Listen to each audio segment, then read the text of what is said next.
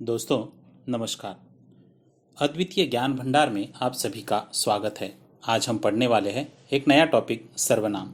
सर्वनाम ऐसे शब्दों को कहते हैं जिनका प्रयोग संज्ञा के स्थान पर होता है। संज्ञा का अर्थ है नाम, सर्व का अर्थ है सब, सर्वनाम का अर्थ है सबका नाम। वैसे तो हम प्रत्येक व्यक्ति, वस्तु, प्राणी को नाम से संबोधित करते हैं, लेकिन इन नामों का अगर हम बार बार प्रयोग करेंगे तो अटपटा लग सकता है। जैसे कि मोहित ने मोहित के भाई से कहा कि मोहित की माँ से पूछकर कल मोहित के दोस्त के घर जाएगा। दोस्तों, अब हम इसे सर्वनामों के प्रयोग के साथ लिखेंगे। मोहित ने अपने भाई से कहा कि वो माँ से पूछकर कल अपने दोस्त के घर जाएगा। दोस्तों, इस प्रकार अगर हम प्रयोग करेंगे तो भाषा का सौंदर्य और भी अधिक बढ़ सकता है। अब हम देखेंगे सर्वनाम के भेद। सर्वनाम के भेद कुल मिलाकर 6 है। पहला है पुरुषवाचक सर्वनाम, दूसरा निश्चयवाचक सर्वनाम, तीसरा अनिश्चयवाचक सर्वनाम, चौथा है प्रश्नवाचक सर्वनाम, पांचवा है संबंधवाचक सर्वनाम और छठा है निजवाचक सर्वनाम। सबसे पहले हम पुरुषवाचक सर्वनाम के बारे में जानकारी प्राप्त करते हैं। चलिए दोस्तों, देखेंगे कि पुरुषवाचक सर्वनाम किसे कहते हैं। जिन सर्वनाम शब्दों का प्रयोग बोलने वाले, सुनने वाले या अन्य व्यक्ति के लिए किया जाता है वे पुरुषवाचक सर्वनाम कहलाते हैं। जैसे मैं, तुम, वह आदि। दोस्तों, पुरुषवाचक सर्वनाम के 3 उपप्रकार पढ़ते हैं। एक है उत्तम पुरुष, दूसरा है मध्यम पुरुष और तीसरा है अन्य पुरुष। दोस्तों, इसी के आधार पर हम कह सकते हैं कि उत्तम पुरुष जिस सर्वनाम को बोलने या लिखने वाला अपने लिए प्रयोग करता है उसे उत्तम पुरुष कहते हैं। जैसे कि मैं टीवी देखूंगा, हम 5वीं कक्षा के छात्र हैं, मेरा नाम अनिल है।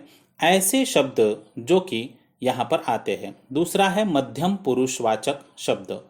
जिस सर्वनाम को बोलने वाला सुनने वाले के लिए प्रयोग करता है उसे मध्यम पुरुषवाचक सर्वनाम कहते हैं। जैसे तुम चित्र बनाओ, आप इधर बैठिए। यहाँ पर तुम और आप ये शब्द सर्वनाम होते हैं। अन्य है अन्य पुरुषवाचक सर्वनाम। जिस सर्वनाम को कहने या बोलने वाला किसी अन्य पुरुष के लिए प्रयोग करता है उसे अन्य पुरुषवाचक सर्वनाम कहते हैं। जैसे वो झूठ नहीं बोलता, उसके पास कार है। यहाँ पर ये 2 शब्द सर्वनाम है। अगला है निश्चयवाचक सर्वनाम। जो सर्वनाम किसी व्यक्ति अथवा वस्तु का निश्चित बोध कराते हैं वे निश्चयवाचक सर्वनाम कहलाते हैं। जैसे यह किसकी टोपी है, वे हमारे दादा दादी है। यहाँ पर यह और वे ये शब्द निश्चयवाचक सर्वनाम कहलाते हैं। अब इसके विपरीत आएगा अनिश्चयवाचक सर्वनाम, जो कि इसका अगला प्रकार है। अनिश्चयवाचक सर्वनाम उसे कहा जाता है जिन सर्वनाम शब्दों से किसी निश्चित वस्तु अथवा व्यक्ति का बोध न हो उन्हें अनिश्चयवाचक सर्वनाम कहते हैं। दोस्तों, जैसे कि कोई गाना सुनाओ, कुछ रुपए माँ को दे दो, पार्टी खत्म होते ही सब चले गए। यहाँ पर कोई, कुछ, सब ये सारे शब्द किसी प्रकार से निश्चितता दिखाते नहीं हैं, इसलिए इन शब्दों को हम अनिश्चयवाचक सर्वनाम कह सकते हैं। जैसे कि यहाँ पर कंफर्मेशन नहीं होता है, इसीलिए वह अनिश्चयवाचक सर्वनाम है। अगला प्रकार है प्रश्नवाचक सर्वनाम। जिन सर्वनाम शब्दों का प्रयोग प्रश्न पूछने के लिए किया जाता है उन्हें प्रश्नवाचक सर्वनाम कहते हैं।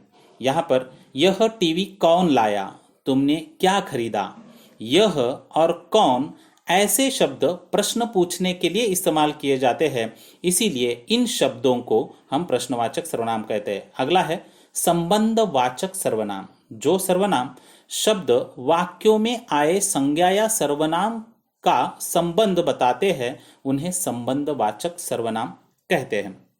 जैसे कि जो परिश्रम करेगा वह सफल होगा, बच्चे वही कहानी सुनेंगे जो नई है, यहाँ पर जो, वह, वही, जो, ये सारे शब्द संबंध दिखाने वाले हैं, इसलिए इनको संबंधवाचक सर्वनाम कहा गया। अगला आता है निजवाचक सर्वनाम। जो सर्वनाम निज यानी स्वयं के लिए प्रयोग किए जाते हैं वे निजवाचक सर्वनाम कहलाते हैं। जैसे यहाँ पर स्वयं के लिए इस्तेमाल किए जाने वाले सर्वनाम, मैं यह कार्य स्वयं कर लूंगा, वह खुद ही चला गया। यहाँ पर मैं, स्वयं और खुद, यह निजवाचक सर्वनाम कहलाते हैं। धन्यवाद।